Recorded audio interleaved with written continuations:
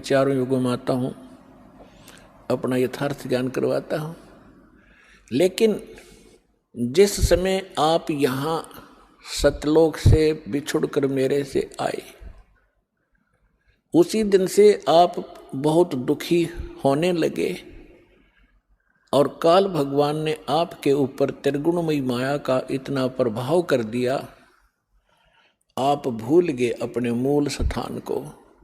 आप इसी रंग में रंग गए, इसी प्रोसेस को, जन्म और मृत्यु को, गधे कुत्ते बनने को आपने अंतिम मान लिया, क्योंकि आपके पास कोई विकल्प नहीं रहा, आपके पास कोई दूसरा ज्ञान नहीं था। ये अज्ञान आपके हृदय में ठोक ठोक कर भरवा दिया काल भगवान ने।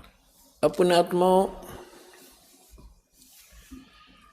अब 3 युगों के अंदर जीव पार कम होते हैं और चौथा युग जो कलयुग आता है, और उस कलयुग का भी ये प्राइम टाइम है। इसको बिचली पीढ़ी कहा है परमेश्वर ने। परमात्मा ने कलयुग को 3 चरणों में बांटा है। प्रथम चरण वो है जो परमेश्वर स्वयं आए थे, और ये बिचली पीढ़ी है, इसको दूसरा चरण है।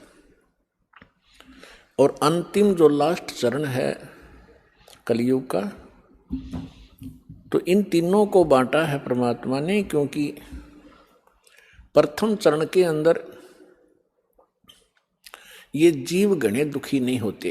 पहले वाले युगों से की तुलना में तो दुखी होते हैं, लेकिन इतने नहीं होते, इतनी जलालत नहीं भरती जितनी अब भरगी हमारे अंदर। इसका कारण क्या है ये बताएंगे आपको। अब परमात्मा ने, जब हम यहाँ आ गए, हम मरने लगे, जब हमें बहुत दुख हुआ। क्यों मर रहे हैं?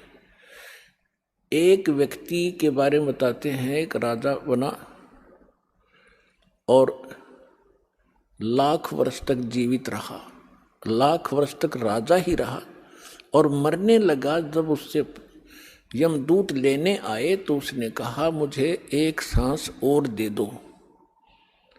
यमदूतों ने कहा कि खबरदार, एक सांस भी लिया। उसने कहा, तुम मेरी सारी पृथ्वी ले लो, मुझे कुछ जीवन दान दे दो।